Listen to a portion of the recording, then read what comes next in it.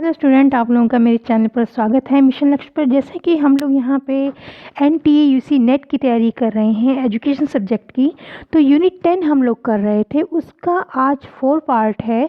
इसमें हम लोग जो पढ़ेंगे वो है जो दिव्यांग होते हैं उनके प्रकार क्या है, टाइप ऑफ डिसेबिलिटीज़ जो हैं उसको पढ़ेंगे। इससे रिलेटेड क्वेश्चंस आपके नेट में बहुत आते हैं, बहुत ज़्यादा आते हैं, इसीलिए ये कवर करना आपके लिए बहुत ज़्यादा ज़रूरी है। तो आज हम लोग इसको देखेंगे, टाइप ऑफ डिसेबिलिटीज़। तो पहला देखिए क्या है।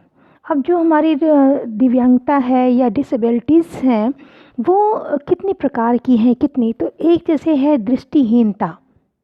अब दृष्टिहीनता क्या होती है? दृष्टिहीनता में देखिए व्यक्ति को या तो बिल्कुल ही नहीं दिखाई देना, ठीक है, यदि उसका विज़न जो है, जो देखने का उसका विज़न है वो 6/60 से कम है तो ब्लाइंड की श्रेणी में उसे शामिल किया जाएगा, ठीक है।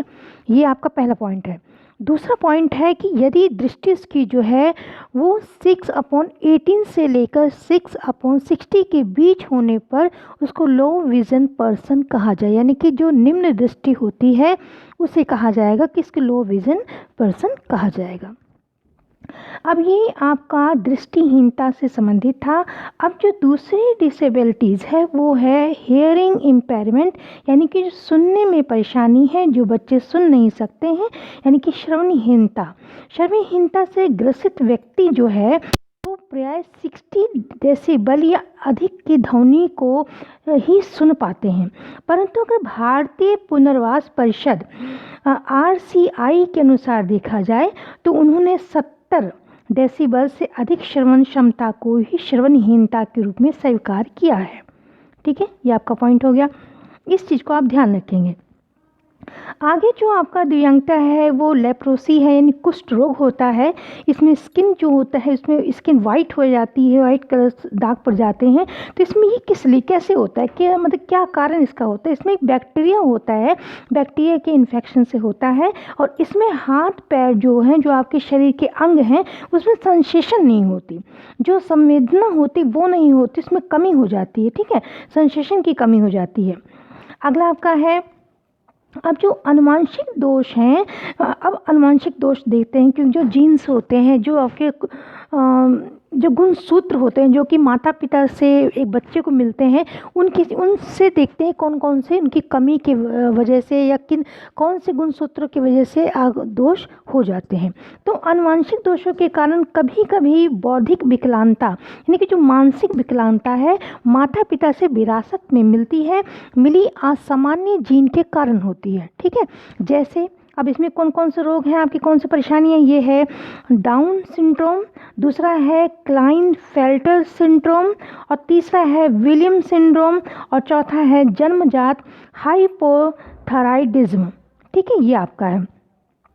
अब अगला जो आपकी डिसेबिलिटीज़ है उसको देखते हैं। अगला है ऑटिज्म स्पेक्ट्रम, ठीक है, ऑटिज्म स्पेक्ट्रम कहते हैं इसको। ये आपके लिए बेहद ज़रूरी है कि आप इनको ध्यान से देखें, क्योंकि इससे रिलेटेड क्वेश्चन आपके पेपर में ज़रूर आते हैं।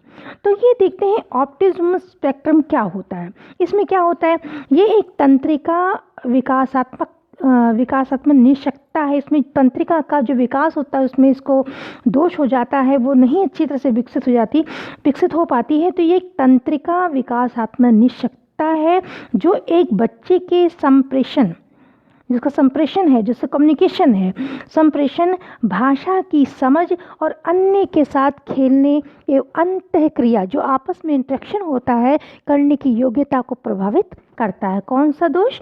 ऑटिज्म स्पेक्ट्रम, ठीक है। अगला देखते हैं। अगला है आपका गत्यात्मक बहुनिश्चकता। अब गत्यात्मक क्या है? जो आपकी गतिविधि से संबंधित है। जो बच्चा गतिविधि करने में या हाथ पैरों से वो दिव्यांग है, वो गतिविधि नहीं कर सकता, तो उसको हम गत्यात्मक बहुनिश्चकता को देखते हैं। ये जो बीमारी है, ये बीमारी जोड़ों, जो आपके जोड़ होते हैं पैरों में, जोड़ों, पेशियों और तंत्रिकाओं और जो मेरुदंड है आपका तथा मस्तिष्क की दुष्रचना जो होती है, जो संरचना है मस्तिष्क की, उसके मतलब जो संरचना में कुछ दोष आ जाते हैं, उसके परिणाम स्वरूप हो सकती है। और ये जन्मजात भी होती है, जैसे बच्चा जब जन्म लेता है तब भी हो सकती है, और ये ऐसा भी होता है कि बाद में भी ये अर्जित हो जाए, बाद में ये दोष उत्पन्न हो जाए। ठीक है, अगला हम लोग देखते हैं। अगला है कि जो बच्चे हैं, बच्चों में बाल वक्र एक उनकी परेशानी है, जिसमें कि उनके जो बच्चों के हाथ पैर हैं वो टेढ़े हो जाते हैं। ठीक है, इसको रिकेट्स कहते हैं, और ये विटामिन डी की कमी से होता है। किसी कमी से? ये विटामिन डी की कमी से होता है। ये विटामिन डी की कमी से होता है। अब अगला हम देखते हैं, अगला कौन सा है? अगला है आपका पोलियो माइलाइटिस, जिसको हम पोलियो कहते हैं। ये इसका एक विस्तृत नाम है। इसको पोलियो माइलाइटिस भी बोलते हैं और पोलियो भी बोलते हैं। तो यह एक संक्रामक रोग है, ये संक्रमण वाला रोग है। और ये किसकी वजह से होता है? ये एक विषाणु के कारण होता है। कई बार आपको क्वेश्चंस में ऐसे दे दिया होता है और नीचे लिखे होते हैं कि ये आनुवंशिक कारण है इसका, कि विषाणु कारण है, कौन सा कारण है। तो ये आपको जानना यहाँ पे ज़रूरी है कि किस वजह से होता है। ये एक विषाणु के कारण होता है पोलियो, और ये एक संक्रामक रोग है। अगला आपका है कि मांसपेशीय दुर्विकास, इसको कि मस्कुलर डिफ्रोसी बोलते हैं, डाइट्रोफी बोलते हैं इसको। और ये वंशानुगत आनुवंशिक, ये भी एक तरह से आनुवंशिक परेशानी है, दिक्कत है कि वंशानुगत आनुवंशिक अपक्षयी मांसपेशीय रोग का एक समूह है, और उसमें प्रोटीन के निर्माण में अवरोध उत्पन्न होता है। इसमें क्या होता है? इसमें जो मांसपेशियां हैं वो आपकी प्रोटीन उसमें ज़रूरी है उसके लिए, तो इसमें प्रोटीन के निर्माण में अवरोध उत्पन्न हो जाता है इस बीमारी की वजह से। चलिए अगला देखते हैं। अगला है आपका मस्तिष्क घात। ये क्या नाम है इसका? मस्तिष्क घात बोलते हैं। और इसमें क्या होता है? इसमें आपका देखिए, जो मस्तिष्क घात वाले बच्चे हैं उसमें जो संप्रेषण होता है, वो गतिशीलता उसकी जो है, संप्रेषण की गतिशीलता और दैनिक कार्य जो है, दैनिक कार्यों का निष्पादन जो है, और शैक्षिक गतिविधियों में सहभागिता और कुछ बच्चों में दृष्टि निषक्ता, यानी कि देखने में भी उनको परेशानी होती है, दृष्टि निषक्ता एवं श्रवण निषक्ता जैसी परेशानियां भी होती हैं। ये आपका है मस्तिष्क घात। अगर ये आएगा तो मैंने इसीलिए इसको थोड़ा समझाया है कि आप उसको पहचानें, इसमें क्या चीज़ है, मस्तिष्क घात में होता क्या है। चलिए अगला देखते हैं। अगला है आपका एथेटोसिस। अब ये क्या है? किस बीमारी का, किस दोष का इसमें क्या है? इसके देखिए, एथेटोसिस, इसका आशय है कि जो शारीरिक अंगों को, विशेषकर जो बाह्य अंग हैं, ठीक है, जो विशेषकर जो बाह्य अंगों के अनियंत्रित और उद्देश्यहीन गति करने से है। ठीक है, इसमें इसका आशय शारीरिक अंगों, विशेषकर बाह्य अंगों के अनियंत्रित एवं उद्देश्यहीन गति करने से है। अगला हम देखते हैं। अगला है आपका एटाकिसिया।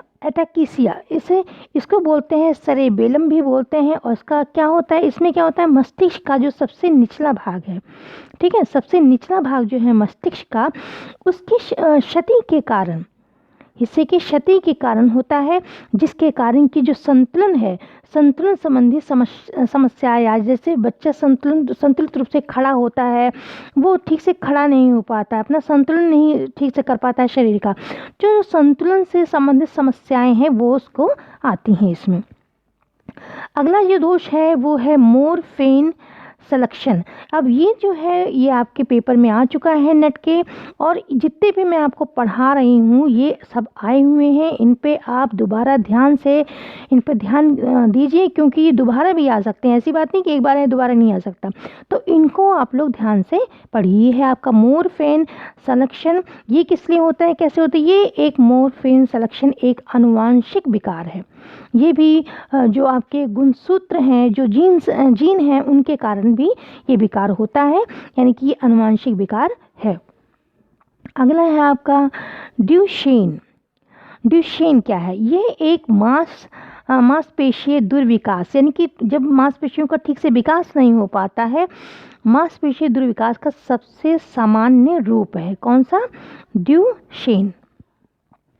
अगला है आपका परामस्तिष्क घात, ये हम लोग पढ़ चुके हैं। इसमें क्या होता है, और मैंने आपको बताया था कि ये जो परामस्तिष्क घात है इसमें दूर दृष्टि संबंधी विकार भी आ जाते हैं, ठीक है, क्योंकि दृष्टि संबंधी विकार भी इसमें आ जाते हैं। आगे है आपका डिसलेक्सिया। डिसलेक्सिया में क्या होता है, डिसलेक्सिया में ये मैं आपको पढ़ा चुकी हूँ, जो पहला पार्ट था उसमें ही मैंने बताया था आपको कि इसमें जो शब्द होते हैं और जो अक्षर होते हैं उनको पढ़ने संबंधी समस्याएं आती हैं। जो बच्चा है वो शब्दों को, अक्षरों को पढ़ने में उसको समस्या आती है। अगला जो है आपका जन्मजात साइटोमेगालो, सो कहते हैं जन्मजात साइटोमेगालो, ये आपके क्वेश्चन पेपर में आ चुका है।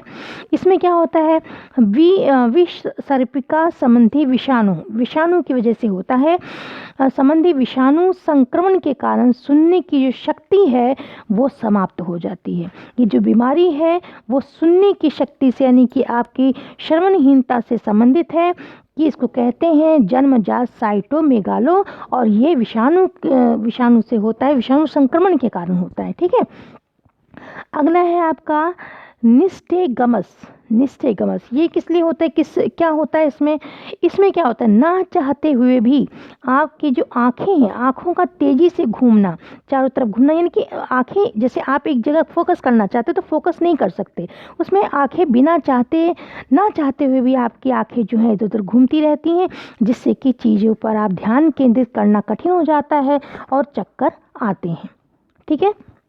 अगला है आपका रेटिना तथा ऑप्टिक तंत्रिका संबंधी समस्याएं, ठीक है, इनको पढ़ेंगे हम लोग कि जो रेटिना यानी आँखों से संबंधित जो रेटिना है तथा ऑप्टिक तंत्रिका संबंधी समस्याएं, उनको जानेंगे। इसमें क्या है, दृष्टि वैषम्य, पहले इसको देखेंगे। दृष्टि वैषम्य क्या होता है, इसमें क्या चीज़ है, इसके परिणाम स्वरूप अगर ये परेशानी या दोष हो जाता है तो इसके परिणाम स्वरूप धुंधला दिखता है, ठीक है, ठीक से ब्लर दिखता है, ठीक से नहीं दिखाई पड़ता, जो कि कॉर्निया के असमान कोने तथा आँख के असमान लेंस के परिणाम स्वरूप ये होता है। अगला है आपका है ग्लूकोमा। ग्लूकोमा क्या होता है, ये आँखों से संबंधित परेशानी जो है, इसमें क्या होता है, आँखों से जो द्रव हो है, पानी के प्रवाह को सीमित कर देता है, यानी कि आँखें सूखी सी लगती हैं, उसमें जो एक तरह से जो द्रव होता है, यानी कि पानी होता है, उसके प्रवाह को सीमित कर देता है। से सीमित होने पर ऐसी बीमारी ग्लूकोमा होती है। अगला आपका है कि हाइपरओपिया। अब हाइपरओपिया क्या है, इसमें सामान्यतः क्या होता है, हाइपरओपिया में दूर दृष्टि दोष है, यानी कि जो दूर की चीज़ें हैं वो दिखाई नहीं देती, दूर दृष्टि दोष के रूप में जाना जाता है। और इसमें क्या होता है, जो कॉर्निया के विफल होने से ही होता है। अब इसी का ठीक अपोजिट जो है आपका वो है मायोपिया। मायोपिया में क्या होता है, इसमें जो निकट दृष्टि दोष के रूप में जाना जाता है, इसमें जो निकट की चीज़ें हैं, पास की चीज़ें वो आपको दिखाई नहीं देती हैं, इसको मायोपिया के नाम से जानते हैं। और जो दूर दृष्टि दोष है उसको हाइपरोपिया के नाम से जानते हैं। अगला है आपका रेटिनिटिस पिगमेंटोला, ठीक है, इसको ये क्या है, यह एक वंशानुगत विकार है। ये भी एक वंशानुगत मतलब क्या है कि जीन के कारण या आपके आनुवंशिक कारण, ये एक वंशानुगत विकार है जिसमें कि रेटिना में अपक्षय होता है, जो रेटिना है आपकी उसमें क्षति होती है, अपक्षय होता है।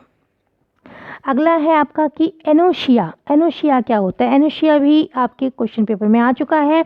इसमें क्या होता है, जन्म के समय, जब बच्चे का जन्म होता है, जन्म के समय ऑक्सीजन की कमी के कारण मानसिक बाधिता का होना, यानी कि बौद्धिक रूप से, मानसिक रूप से वो बाधित हो जाता है बच्चा, ठीक है।